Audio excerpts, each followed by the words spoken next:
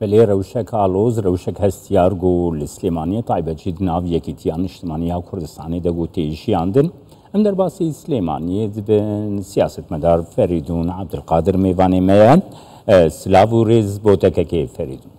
مرز فریدون عبدالقادر سلاوتان لبتوم کاتتان باش ریز بو ایو بو همو بینران سپاس هەڵوەستەی ئێوە بۆ ئەم پەیامەی مەلا بەختیار چییە؟ وەڵام من خۆم لە دەرەوەی وڵات بووم هاتمەوە سەردانی مناڵەکانم کردبوو هاتمەوە میوانم هەبوو لە ئەڵمانیەوە هاتبوون و مەشغوڵی ئەوان بووم کە ئەم دەنگ و باسەم بیست هێشتا تەفاسیلی دەنگ و باسەکە نازانم بەڵام زۆرم پێ ناخۆشەوەی کە دەستدرێژی کراوەتە سەر مەلا بەختیار هەموو تێکۆشەرەکانی یەکێتیش و لایەنەکانی کەژەزانن من ساڵانێکی زۆر لەگەڵ مەلا بەختیارە ئیختیلافم هەبووە ئیختیلافی بیر و باوەڕم هەبووە و ڕەنگە لەگەڵی زۆر کۆک نەبووم بەڵام لە ئاستی ئەم ڕەفتارە ناشرینانەدا بە چاکم زانی من یەکەم کەس بم کە دەنگ هەڵببڕم بڵێم ئەم کارانە زۆر ناشرینە مەیکەن و دەستدرێژیکردن بۆ سەر مەلا بەختیار و تێکۆشەرە کۆنەکانی یەکێتی نیشتیمانی کوردستان بە زەرێکی گەورەتان ئەگەڕێتەوە من زۆرم عەجایب لێ ئەو برادەرانە ئەمەگە نەفامن نازانن ئێمە یەکێتی نیشتیمانی لە بەردەمی هەڵبژاردنێکی سەختین هەڵبژاردنێک کە هەموو مەعادلەکان گۆڕاوە و کە وەزعی یەکێتی زۆر باش نییە یەن لەم کاتە شتێکە تەقێنەوە کە بە قازانجی یەکێتی نییە کە یەکێتی دەنگەکانی ئەدۆڕێنێ یعنی خەڵک هەست بکە کە سەرانی یەکێتی ئەوەنە بێوەفان بەرامبەر بەو تێکۆشەرانەی عمری خۆیان ناوە بە یەکێتی ئەبێ خەڵک بچێ دەنگیان باتێ ئەبێ خەڵک بچێ پشتیوانیان لێ بکە من بەش بە حاڵی خۆم سەرڕای ئەوەی کە دەنگێکی بەرز بڵاو بەرزەکەمەوە لە دژی ئەو ڕەفتارە ناشرینە هەموو ئەوانە ئاگادارەکەمەوە کە بەغەڵەت لە تاریخ و لە دنیا نەگەن یەکێتی نیشتیمانی کوردستان ئێمە دروستمان کردووە سەنگەرەکان ئێمە ئاوەدانمان کردەوە دوایی کارەساتەکانی ساڵی 75 ئێمە باڵامان بە یەکێتی کردووە ئێمە و هەزاران تێکۆشەر کە ئەوانەی ئێستا هاتوون یەکێتیان داگیر کردووە و ئەزانن ئەوانە جیلی کۆن و لە ناو چوون بەڵام نازانن ئەوانە مێژوو و بناغی یەکێتی نیشتیمانی کوردستان و هۆی باڵاکردنی یەکێتین و ئەوانە هۆی ئەوەن کە ئەمڕۆ ئەوانە بتوانن لە پلە و پایەیە کابن لەسەر کورسیەک دابنیشن کە تەعەدا لە تێکۆشەرە قەدیمەکان و لە یەکێتی نیشتیمانی کوردستان بکەن من ئەوەی ئەکرێ دژی مەلا بەختیار بەوەی نازانم دژی مەلا بەختیارە بەوەی زانم یا کاڵفامی و نەزانیە یا دژی یەکێتی نیشتیمانی کوردستان ئەیانەوێ لە هەڵبژاردننی ئایندەدا یەکێتی نیشتیمانی کوردستان دەنگەکانی دۆڕێنێ بەهانەکانی کە ئەیهێنەوە بۆ ئەوەی چۆن پەلاماری یەکێتی نیشتیمانی کوردستانە دەن هی ئەوەی ئینسان گاڵتە جاڕیە هی ئەوەی ئینسان گاڵتەیان پێ بکە ئەڵێن ئەمانە مڵکی یەکێتی نیشتیمانی کوردستانە بۆ ئەوانەی لە دەباشان و ئەوانەی ئێوە تیادانیشن و قاچی تیان ڕاکێشن مڵکی یەکێتی نیشتیمانی کوردستان نییە ئەگەر ئەتانەوێ ئەوانە مڵکی عام و لە هەموو کەسێکی بسەنگنەوە بێ لە پێشا لە ئێوە بسەنگرێتەوە ئەگەر ئەتانەوێ بیسەنگنەوە ڕێگەی یاسایی هەیە دادگامان هەیە قانونمان هەیە سوڵتەی قەزائیمان هەیە ئێوە بۆ ئەتانەوێ جێگەی هەموو دەسەڵاتێکی کوردستان بگرنەوە بۆ وا لەم شارە ئەکەن بۆ ئەم شارەتان وێران کردووە کار و کاسبیتیان نەماوە هەموو بچۆرە بازار و هەموو شوێنێک خەڵک هاوارێتی بەدەست ئێوەوە عیب ناکەن وا لەم شارە ئەکەن وا لەم شارە تێکۆشەرەکەن شاری هەڵمەت و قوربانیە من بەڕاستی خۆم بەش بە حاڵی خۆم ئەوم پێ قوبوڵ ناکرێ و هەموو تێکۆشەرە قەدیمەکانی یەکێتی ئەویان پێ قوبوڵ ناکرێ من لێرەوە حەزمە کرد لە کەناڵی هەشتەوە لە کەناڵەکانی یەکێتی نیشتیمانی کوردستانەوە ڕێی خۆم دەرببڕم چونکە من ساحیبی یەکێتیم و ڕەفیقەکانی من و تێکۆشەرەکانی کە هەزارانن ئەوانە ساحیبی یەکێتی نیشتیمانی کوردستانن بەڵام ناچاریان کردوین کەناڵەکانیان لە ڕوو داخستوین بین لە کەناڵێکەوە قسە بکەین. من هوشیارتانەکەمەوە ئەمەتان بۆ ناچێتە سەر. من دەنگ بەرزەکەمەوە داوا لە هەموو ئەو تێکۆشارانە ئەەکەم کە ڕەفیقی ئێمە بوون، ڕەفیقی سەنگەری ئێمە بوون. ئەو ڕۆژانەی یەکێتی نیشتیمانی کوردستان لێ قەوما بوو لە گەردەلوولی تۆڵا ئێمە هاتین جەنابی مام جەلال و هەموو یەکێتیمان هێنایەوە شارەکانی کوردستان. ئێوە نەبوون، ئێوە لە شوێنی کاری کەتانە کرد، ئێوە پارێزەرانی یەکێتی نەبوون، ئێوە ئەو کەسانە نەبوون کە یەکێتیتان زیینگو کردوێتەوە باڵاتان پێ کردووە. لەبەرەوە شەرم لە خۆتان بکەن، پەلاماری تێکۆشەرە قەدیمەکان و ڕەفیقەکانی ئێمە نەدەن. جارێکیان من لە ماڵی کاک باڤڵ تاڵەبانی ویستی زیادەڕۆیی بکە لە قسەکردن زردی مەلا بەختیار ساڵ و نیوێ لەمەو پێش پێم بە دەنگی بەرز پێم و بە نەڕەنەر پێم و وتم قبوڵ ناکەم لە بەردەمی منە باسی تێکۆشەرە قەدیمەکان بکەیت و باسی مەلا بەختیار بکەیت. خۆی بیرێتی چۆن ویستی پاکانە بکە. بەڵام عیبە زۆر شوورەیە لە کاتی ئەم هەڵبژاردنە یان پەلاماری مەلا بەختیارەدەن. من حەقی ئەوم نییە مڵکوماڵی یەکێتی لە لای هەر کەسێکمانە بڕۆن لێی بسەنگنەوە، بەڵام لە پێشە بێ میلەت محاسبەی ئێوە بکە و مڵکوماڵ لە ئێوە بسەنێتەوە. ئێوە بەچ حەقێک خاوەنی ئەمە هەمووشتانن، بەچ حەقی خاوەنی کوردستانن، بەچ حەقێک خاوەنی گوبرگەکانن، بەچ حەقێک خاوەنی بانکەکانن بڕۆن پیکاب برن پشتی پیکابی پێوەنێن و بەتاڵیکەن. بەێ کەک فەریدون جامێرێن وەکی من بەش بە حاڵی خۆم داوا لەو کەسانە ئەەکەم کۆمەڵێ ڕەفیقم هەیە تێکۆشەر هەن کە عمری خۆیان ناوە بە یەکێتی نیشتیمانی کوردستان. شێخ جەعفەر تۆ یەکێکی لەوانەی ئەمانە تێناوەتە سەردەسەڵات. ڕەفیقی من بووی، ڕەفیقی ئەو تێکۆشارانەی کە بووی، ڕەفیقی هەموو ئەو سەنگەرانە بووی، لە هەموو پرۆسەکانە بووی. هەمووتان ئەڵێم تێکۆشەرە قەدیمەکان پیاوانە دەم هەڵ ببرن ئەم شتانە قبوڵ مەکەن. بەێ کەک فەریدون نەها هەزاران هەزارن ئەمانە مشتێکن. کەک فەریدون جامێرێن وەکیتە کادرێن گەلێک دامەزراندنا یەکیتی دە بەشداریکردنە زێدە باری وان نەهالت دەروێ یەکیتینە ئەف پەیاما و برێز مەلا بەختیار ئیرۆ ئانی زمان ئەنجامێوێ چ دبە بۆ یەکیتی دوێ پرۆسەیە هەستیاردە. من باسم کرد ئەنجامی ئەوە زۆر خراپە، ئەوە دەرچوونە لە سیاسەتەکانی یەکێتی. ئەمانەی هاتوون بە ناوی ڕێبازی مام جەلالەوە قساکەن ئەسڵەن مام جەلالیان کەم دیوە، نازانن ڕێبازی مام جەلال چییە. من دووسێ جارم بۆ ڕاست کردوونەتەوە وتومە کوڕم ڕێبازی مام جەلال ئەوە نییە ئێوە بەهێز هەر ڕەشە لە خەڵک بکەن، ئێوە یەکێتی ریزەکانی میلەت تێک بن. ڕێبازی مام جەلال خەتی جەماهیریە، سەرکردایەتیکردنی بە کۆمەڵە، کوردستانی بوونی یەکێتی نیشتیمانی کوردستانە. ڕێبازی مام جەلال خزمەتکردنی کۆمەڵانی خەڵکی کوردستان و دۆزی کووردە. ڕێبازی مام جەلال پاراستنی کوردستانی بوونی کەرکووکە. ئەوە نییە تەنازول بکەن لە کوردستانی بوونی کەرکووک، ئەوە نییە کەرکووک ئێوە ئەچنە کەرکووک. ئێمە ئایا هەدەفمان کەرکووکە بیهێنینە سەر هەرێمی کوردستان و کوردستانیەتی بسەلمێنین، یا هەدەفمانەوەی محافزی کەرکووکی ئێمە بێ. ئێوە تاکتیک و استراتیج نازانن، کاڵفامن، تێناگەن، غڵەتی تاریخی گەورە ئەکەن دەرحەق بە میلەتەکەمان، دەرحەق بە تاریخی ئەمیلەتە، دەرحەق بە ناوچە زەوتکراوەکان ئەوەی مادەی سەوچل ئەو مووقیفانەی ئێوە ئەیکەن بەرەبەرە مادەی سەوچلیش ئیلغا ئەکەن. ئێوە غەڵەتی گەورە ئەکەن، ئێوە نابێ ئەو شتانە بکەن، حەقی ئەو شتانەتان نییە، بەس حەقێک لە باتی میلەتەکەمان ئێوە ئەو قەرارانادەن. بەڕز مەلا تەنها نییە، مەلا بەختیار تێکۆشەر نییە. من کام قسانە ئەەکەم دڵنیام ئێوە بە مەلا بەختیارەوە ناوەستن. من ئەمڕۆ دیفاع لە ئایندەی خۆمەکەم، ئەزانم یەنە سەر هەمومان، بەڵام ئێمە ئەوە نین، ئێمە ئەو کەسانەین کە ئەڵێن من لەم یەموت بالسەیفی ماتە بغەیریهی. قەت باکمان نەبە ئێوە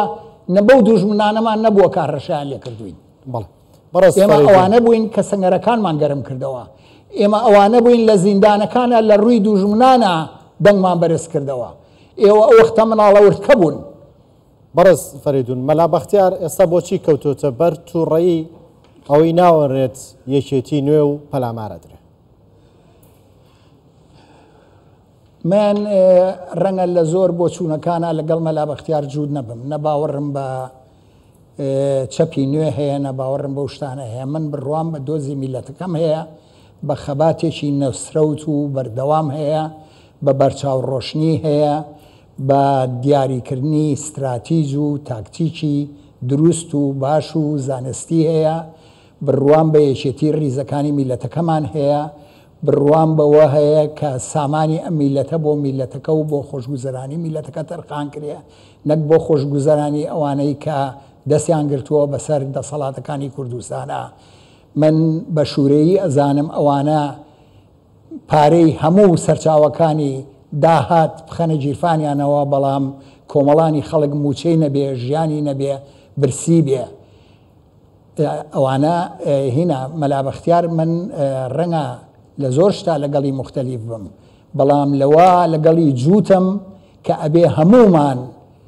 بە زۆر دلێرانە زۆر جوامێرانە پارێزگاری لە ماهیەتی یەکێتی نیشتیمانی کوردستان بکەین، پارێزگاری لە ڕێبازەکەی بکەین، پارێزگاری لە تاریخی بکەین، پارێزگاری لە سومعی مامجلال بکەین، نێڵین سومعی بڕوشێنن. لەبەرەوە بەختیار ئەوانەی کردووە. من بۆیە ئەوەڵ کەسم هاتووم دیفاع لە مەلا بەختیارەکەم لەگەڵ ئەوە کە من ساڵانێکی زۆر لە عمرم لەگەڵ مەلا بەختیار مختلف بووم. کەک فەریدون مەلا بەختیار دەبێژێک و ئەس ئاگاهدارم دێ دەست باوێژن سەر ماڵا من لێ خانقین. نها ئەو ماڵا مەلا بەختیارە یانی بریارە دادگەهەیە هەیە، بریارە مەحکەمەیە هەیە، یان ئەف کەس بخوا جهێ بریارەی نەگۆ دەست باوێژن ماڵێ خەڵکێژی؟ تۆ بۆ ڕامەکێشی بۆ مەسەلەیە کە دەست درێژکەم بۆ زۆر شت، یعنی دوارێ قانونی پرسیاوانەی کوردستان کە ئێستا قسووریان هەیە، کە ئێستا ماڵیان هەیە، مەقەڕاتی گەورەیان هەیە، نەسریە و میزانیی گەورەیان هەیە، بۆ ئەوانە هی میلەت و هی یەکێتی نیشتیمانی نییە، ئەوانە هیچەیە. بەڵام مەلا بەختیار تێکۆشەرێکی یەکێتی نیشتیمانی کوردستانە، یەکێتی تەقدیری کردووە، حرمەتی گرتووە، جێوڕێکی بۆ دابین کردووە. خانووی خانەقین من نە لە ئەوڵەوە ئاگام لێە، نە لە ئاخریا ئاگام لێە، بەڵام بە هیچ یاسا و ڕێسایەک بۆیان نییە هێزێکی کۆماندۆ ببەرنە مەقەڕەکانی و هێز بنێرنە سەر ماڵەکەی و هێز بنێرنەوە. دادگامان هەیە، ڕێوشێنی قانونیمان هەیە، ئەبێ ڕێوشێنی قانونی بگرن، ئەگەر نایگرن ئەوانە دژی قانونن، ئەوانە هەڵک گەڕاونەتەوە لە قانون. بەڕێز فەریدون، من بەش بە حاڵی خۆم تا ئێستا قەرارم نەدابوو کە لە دژی هیچ لەو برادرانەی کە لە کاری یەکێتی نیشتیمانیان بوەستم و زۆر خەڵک پیانە وتم هانیان نەدام ئەیان و شتێکتان پێکرێ یەکێتی ڕزگارکەن لەو میحنەتە. ئەموو قەیناکە ئەوانە کوڕی مامجلالن، برازای ئێمەن، مامجلال حەقی بەسەرمانەوە هەیە و مامجار ڕەمزی ئێمە بووە، ڕەفیقی ئێمە بووە، خۆشەویستی ئێمە بووە، هەروە ژەمێنێتەوە. کوڕەکانیشی وا سەیرەکەین ئەگەر احتیرامی خۆیان بگرن و احتیرامی تاریخی یەکێتی و احتیرامی مەبادی و ئامانجەکانی یەکێتی نیشتیمانی کوردستان بگرن کە هاتە سەرەوەی ئیشی ئەوانە ئەوە بێ ئەو دەستگانەی ئێمە دروستمان کردووە، نەک ئەوان ئاگان لێ نەبووە، لە دەرەوەی وڵات بوون، کوردستانیان بە زەڕەبی نیژ نەدیوە، دەستگای زانیاری ئەوانە ئاگان لێ نییە. ئەم شەو ئەو تێکۆشەرانەی وەکو کاگ ڕەفعەت کە ئێستا ئەندامی مەکتەبی سیاسیە بیرێتی چۆن دەستگای زانیاریمان لەو شاخە دروست کرد. کاک جەلال جەوهەر کە لە گۆڕانایە ئەزانێت چۆن بۆ مناقەشەکانمان چۆن بۆ بە دروستبوونی ئەو دەستگایەمان دروست نەکردووە بێ بە دەستگایەک فایل بکاتەوە بۆ تێکۆشەرەکانی یەکێتی و تهدیدیان بکا و هەوڵ با ڕسوایان بکە، جا هەر کەسێکیان کردویانە لە قیادەی یەکێتیەوە ئیکەن. ئێمە هێزی پێشمەرگەمان دروست نەکردووە بۆ ئەوەی ئەم ئەرکانەی پێپسپێرن. هێزی پێشمەرگە بۆ ئەوە بووە پارێزەرێکی ئازا و نەبەردی پاراستنی کوردستان بێ، پاراستنی ئامانج و ئاواتەکانی خەڵکی کوردستان بێ لەبەر ئەوە ئەمە کارێکی زۆر ناشیرینە کە هەوڵ بن ئەو هێزانە بەکاربێنن بۆ شکاندنی تێکۆشەرەکانی یەکێتی نیشتیمانی کوردستان ئەو تێکۆشەرانەی عمری خۆیان ناوە بە یەکێتی نیشتیمانی کوردستان هێشتا ئێوە 1-2 ساڵتان نەیاوە بە یەکێتی نیشتیمانی کوردستان ڕەنگە ئەو 1-2 ساڵەش ناو بنێم داوتانە بە ئیمتیازاتی ناو یەکێتی نیشتیمانی کوردستان ئێمە ڕۆژانی خەباتمان کردووە 5 دینار موچەکەمان بووە هیچ یەکێک لە ئێمە و 5 دینارەی نەدیوە ئەوە دراوە بە فاسۆلیا و ساوەر و نیسک و ئەوانە لە مەقەڕەکانە سەرف کراوە ئێمەش لێمان خواردووە بەڵام ئێستا ئێوە کە ئەوانە ئەکەن و ئێمە بێدەنگین ئەبێ ئێوە مەمنون بن بەڵێ بەڕست فەریدون ئەوەی کە ئێوە ئیکەن کارێکی زۆر خراپە ئەوە دوژمنایەتی یەکێتی نیشتیمانی کوردستانە لە بەردەمی ئەم هەڵبژاردنە حەساسە ئێوە ئەچەند فایلێکی وا و مەسەلەیەکی وا ئەتەقێنەوە لە زدی مەلابەختیار بەڕست فەریدون لەبارەی خانووەکەی لە خانەقین بەڕست مەلابەختیار ئەڵێ دلێری سەیمەجید ئاگادارێک کە هی خۆمە و هەموو شوان نەزانی کە دلێری سەیمەجید بەڕست دلێری سەیمەجید ئاگاداری ورد و درشتی خەرجی و داهات و مڵک و ماڵی یەکێتی نیشتیمانی کوردستانە لەو بارەوە ئەوە دلێری سەیمەجید دەکات بە شاهید لەبارەی هەڵوێستی هاو شۆڕژێڕەکانیەوە دەڵێت ئێمە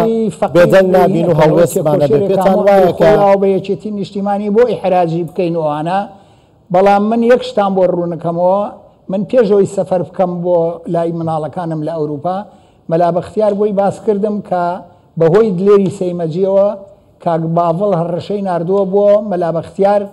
و توێتی ئەم جم و جۆڵەی ئەیکا و ئەو قسانەی ئەیکا ئێمە لێ بێدەنگ ناکەین نابین و ئیجراعات دەکەین ئەوەیە ئیجراعاتەکانیان ئەو ئیجراعاتانە بۆ ئەوە نیە ئەوانە دڵسۆزن یانێ مڵک و ماڵی یەکێتی کۆبکەنەوە و بیخەنە خانەیەکی ئەمینەوە ئەوە پەلاماردانی مەلابەختیارە ئەوە تەقەلایە بۆ ئەوەی دەمی مەلابەختیار داخڵە مەلابەختیارشتێکی نەوتووە کە دژی یەکێتی نیشتیمانی کوردستان بەڕست فەریدون لەبارەی هەڵوێستی تێکۆشەرانەوە وەکو بەڕێستان کە ئێستایەوە تێکۆشەرێکی ناوی یەکێتی نیشتیمانی کوردستان و خەباتتان کردووە هاوشانی مەلابەختیار و چەندین سەرکردەی تری یەکێتی پێتان وایە ئەوانی دیکەش هاوشێوەی تۆ هەڵوێستێکیان هەبێ قسەیەکیان هەبێ بێگومان کە باسی هەڵوێستەکەین باز لە هەڵوێستی مەدەنیانە و بەدەنگ هاتنەکەین من بەش بە حاڵی خۆم شتێکتان بۆ باس بکەم کە لەو برادرانەی ئێستا کاری یەکێتیان بەدەستەوەی غافڵە من خۆم یەکێک بووم لە فەرماندەکانی هێزی پێشمەرگەی کوردستانەوە ماوەیەکی باش فەرماندەی ئەو هێزە بووم جێگری بەڕێز مامجلال بووم بۆ فەرماندەی هێزی پێشمەرگە دەیان ڕەفیق و دەیان تێکۆشەر و دەیان کەسمان هەیە کە لەگەڵ ئێمە پەروەردە بوون و ئەوانە گۆش کراون بە ڕۆحی حەقیقی یەکێتی نیشتیمانی کوردستان گۆژ نەکراون بە دانانی کومپانیا و تاوانکردن و تەماع و ئیمتیازات ئەوانە تێکۆشەری گەورەن و هەر ئەمێنەوە تێکۆشەری گەورەن لە ڕیزەکانی هێزی پێشمەرگا لە ڕیزەکانی ئاساییشە لە ڕیزەکانی دەستگای دژە تیرۆر و زانیاریە ئەوانە زۆر غەڵەت تێگەیشتن وازان ئەتوان بیانکەن بەگژ ئێمە ئەوانە هەموویان کوڕی ئێمەن برای ئێمەن باوشان ڕەفیقمانە مامیان ڕەفیقمانە ئەوانە کوڕی میلەتەکەمانن ئەوانە لە ئەوە ساویلکەنین بیانکەن بەگژ مەلابەختیار و بەگژ من و بەگژ یەکێکی کا لەبەرەوە خەیاڵیان خاوە ئەوانە هێزی ئەم میلەتەن کوڕی ئەم میلەتەن دەست ناخەنە دەست گیر ناکەن لە یەخەی تێکۆشەرە قەدیمەکان زۆر یەتە جواب بەێ کەک فەریدون یانی مشارێکە لە گرنگ هەیە مەڵا بەختیار تو جاران ئەوی خوێن نەگوتیە ئەس نەیەکی تیمە ئەژ یەکیتی دەرچوومە ئەف کریار بۆ چ بوون ێگو لە دژی مەڵا بەختیار تێ نەکرد وەڵاهی مەلابەختیار قسەیەکی خراپی نەکردووە ئەڵێ یەکێتی لاواز بووە یەکێتی بەرەبەرە بەرەو لاوازی ڕۆشتووە لە معادلەی هێزەکانی ساحەی کوردستانە بۆ بەهێزێک جارێک گۆڕان لی بردەوە کورسێکی زۆری هێنا بەرامبەر بە کورسێکی کەمی یەکێتی و جارێک نەوەی نوێ هەڕەشەلەوە کاکە پێش یەکێتی نیشتیمانی کوردستان بکەوێ ئەوەی مەلابەختیار باسیەکە شینە بۆ گەڕانەوەی هەیبەتی یەکێتی نیشتیمانی کوردستان شینە بۆ گەڕانەوە بۆ سەر ڕێبازە حەقیقەکانی یەکێتی نیشتیمانی کوردستان، شینە بۆ سەر ئەوەی ئەو ڕێبازانەی مامجلال لەگەڵ ئێمە باوەڕمان پێی هەبووە ئەوانە بگەشێتەوە و زیندوو بێ و یەکێتی بەهێز بێ. من حەزەکەم ئەمڕۆ یەکێتی دە ئۆنگەی پارتی بەهێز بێ و خەباتیشەکەم بۆ ئەوە، بەڵام بەم تەریقەیە ناکرێت کە ئەوانایکەن، بە تەریقەی ئەوە ناکرێت کە شاری ئەم شاری سلێمانیە، شاری هەڵمەت و قوربانیە، بنکەی یەکێتی نیشتیمانی کوردستان و شۆرشەکانی کووردا، لێرەوە سەدان و هەزاران ڕۆڵەی خێزانەکانی خەڵکی سلێمانی بوون بە قوربانی گەشەکردنی یەکێتی نیشتیمانی کوردستان و باڵاکردنی. هی ئەوە نییە ئەم شارەوای لێ بکرێت، نەکاری تیابمێنێ، نەکاسبی تیابمێنێ، هەموو دەوڵەمەنەکانی ڕایان کردووە لە بەغا کار و کاسبیەکەن. ئەوە عیبەیە بۆ هەمومان. ڕەنگە کە ئێمە لە کار و ئیشانین لە مەسئولیەتی یەکێتی نیشتیمانی کوردستانانین، ڕەنگە ئەوانە بزانن ئەمە شانی ئێمە ناگرێتەوە. ئەوانە زۆر تێکۆشەری یەکێتی نیشتیمانی کوردستان، زۆر کادریان یەخەی ئێمە ئاگرن، ئەڵێن ئێمە قاپی ئێوە ئاوەڵەیە توانین بێن قسەتان لەگەڵەکەن، قاپی ئەوانە داخراوە و ناتوانین بیانگەینە. ڕەنگە ئەو ڕاستیانە ئەو برادرانە لێ غافڵ بن و نەزانن، بەڵام ئەمە زۆر خراپە، زۆر کارێکی ترسناکە. ئەبێ لەم کارانە بگەڕێنەوە سەر ڕێوشوێن و سیاسەتەکانی یەکێتی نیشتیمانی کوردستان و سەر ئەو تەبیعەتە جوانەی مامجلال کە بە حەیاتی لەگەڵ ئێمە شاگەر ئێمە ئیمزامان کردبێ، ئیمزایەکی نەکردووە بۆ کوشتنی یەکێک یا بۆ لە ناوبردنی یەکێک. یعنی مامجلال شتی وای نەکردووە بچێتە سەر تێکۆشەرەکان و مزایقان، کە مامجلال هەفتانە تەلەفۆنی لەگەڵەکردین پێوتین چیتان پێویستە، کەم و کوڕیتان چییە، بۆتان جێبەجێ بکەم. زۆر عیبە ئەبارەوە کە لە زەدی تێکۆشەرەکانی یەکێتی قوبوڵم نییە و هیچ تێکۆشەرێکی یەکێتی نیشتیمانی ئەمەیان لێ قوبوڵ ناکە. پێتان وایە ئەمەی کێسە بەرامبەر بەڕێز مەلا بەختیار ئەکرێت هەڕەشەیەک بێت، ئاماژەیەک بێت بۆ تێکۆشەرانی دیکەی یەکێتی ئەوانەی کە بەم دۆخەیە ئێستا ڕازینی؟ کاچی برا تۆ غەڵەت لە تێکۆشەرەکانی یەکێتی، تێکۆشەرەکانی یەکێتی لە چۆ جوان بۆ هەڕەشە و شتانە؟ تێکۆشەرانی یەکێتی لە چێ ترساون تا لەمانە بترسن و لە من غەڵەت لێیان تێ ناگەم بۆ خۆیان هەڕەشەکەن خۆیان دەرەکەن، چێ لەوانە ئاترسێ؟ جان ئەڵەم مەبەستی منەوە نەبوو بڵێم بە هەڵە لە هێز یاخود بیر و باوەڕی تێکۆشەرانی یەکێتی تێگەیشتن بە لاوازی. مەبەستەکەی من تەنها ئەوە بوو کە ئایا مە ئاماژەیەک نییە بۆ ئەوان ئاخۆتر دواتر وەڵامی ئێوە چێ بێەوە شتێکی ترە. چاوکەم ئاماژە نییە بۆ ئەوە، ئەمە لە کۆنەوە ممارەسەیەکە بۆ تەسکردنەوەی ئازادیەکان، بۆ زەوتکردنی مافی مرۆڤ، بۆ کپکردنی دەنگی ئازاد، بۆ کپکردنی دەنگی دەربڕین. ئەمە کارێکی زۆر خراپە، ئەمە زۆر ناشیرینە، ئەمە دژی مرۆڤایەتیە، ئەمە دژی مافەکانی مرۆڤە، ئەمە دژی ئەو لەوائح و قەوانینانەیە کە ئومەمی متحیدەوە ئەو مەواسیقانەیە ئیمزای کردوون و لەسەری پێکاتووە. ئەمانە ئێستا دژی مجتەمەعی دەولیش بەم کردارانە ئەجوڵێنەوە. مجتەمەعی دەولیش باوەڕ ناکەم ئەمەیان لێ قوبوڵ بکە. بەیەکێک فەرێدونیانێ ئەو داخویانیات چاودێر هەبوو ئیرۆ و کۆماندۆ ساوێتیە سەر دەستگەها ڕەوشەنبیریە چاودێر دەستانینە سەر هەمی ئامێرێنوان و ژوانەژی گوتنە ژڤر دەربکەون. یعنی دوارێ ئازادیا دەربرینێدە، دوارێ ئازادیا ڕۆژنەمەوانیدە. وێ مژارێ تو وەکە کەسایەتیەکی نویسکار، سیاسەتمەدار، ڕۆژنەمەوانژی چاوا دەنرخێنێ برێسکە فەرید؟ کاچی برا من لەگەڵ ئێوەشمە و لەگەڵ هەموو لایەکمە. یعنی ئەوەی ئەمانەیکەن خنکاندنی دەنگی ڕۆشنبیریە. چاودێر یەکێکە لەو دەستگانەی لە یەکێتی نیشتیمانی کوردستان ئێستا دەستگای وانە. هەفتانە کۆڕێکی فکری بۆ ئەو کەسە خاوەن بیر و هۆشانە ئەگرێت و خەڵک ئیسیفادە لە بیر و بۆچوونەکانیان نەکاوە پێی بەروەردەبێ. ئەمانە هیچی دژی نە ئەو سەرکردایەتیان کە ئێستا بترسن لە پۆست و پلەی خۆیان، نە دژی یەکێتی نیشتیمانی کوردستانە. ئەمانە قۆڵکردنەوەی هەستی نیشتیمانی و هەستی تێگەیشتنە لە ڕێگەی زانستی لێکۆڵینەوە و بیرمەندی. ئەمانە هەفتانە ئەم شتانە بڵاوکەنەوە خزمەتێکەکەن چ دەستگایەکی کە یەکێتی نیشتیمانی کوردستان لە باتی ئەوان ئەمانەکە چ دەستگایە چ ڕۆژنامەیەکی کەی یەکێتی لە باتی چاودێر ئەم شتانە بڵاوکاتەوە لە باتی ئەوەی دەستخۆشیان لێ بکەن لە باتی ئەوەی دامیان بکەن لە باتی ئەوەی یارمەتیان بن کە ئەمانە فکر بڵاوکەنەوە کە ئەمانە دیالۆگ دروزەکەن کە ئەمانە مناقەشی شتی علمیەکەن لە باتی ئەوە بچن پەلاماریان بن ئەو هێزانەی کە بردویانەتە ئەوە هێزی ئەم نیشتیمانەمانە بۆ پاراستنی نیشتیمانەکەمانە بۆ داپلۆسین نییە بۆ داپلۆسینی فکر نییە ئەو هێزە ناتوانێت فکر بڵاو بکاتەوە ئەو هێزە ناتوانێت ڕۆژنامە دەرکە ئەو هێزە ناتوانێت بیر و فکر و ڕێباز ڕۆشن کاتەوە بۆ ئەوەی بەرگری لە کوردستان بەهێزتر بێ بەتواناتر بێ ئەمانە پێشمەرگەن کوڕی میلەتەکەمانن کوڕی ئێمەن بۆ ئەوە هاتوونەتە مەیدان و کایە دیفاع لە ئامانجەکانی ئەم خاک و نیشتیمانە و ئەم میلەتە بکەن بۆ ئەو نەهاتوون بچنە سەر مەلا بەختیار و بچنە سەر دەستگایەکی ڕووناگبیری وەکو چاودێر یعنی دەستگایە کە ئەگەر دەستگایکی خراپە قەی ناکە ئەم دەستگایە دوایەوە منەمەوێ شتێ بڵێم ئەو پارە و پولەی لای ئێوە برادەران بۆ مڵکی باوکی کەستانە ئەمە مڵکی یەکێتی نیشتیمانی کوردستانە مڵکی ئەم میلەتەیە مڵکی ئەم جوان و ڕزگاری خوازانەیە کە پێویستە ئێمە فکر و ئەندێشەی پێگەشە پێبین پێ پەروەردەکەین و خەرچی پێ گیانی نیشتیمان پەروەری لە ناو خەڵکا بڵاوکەینەوە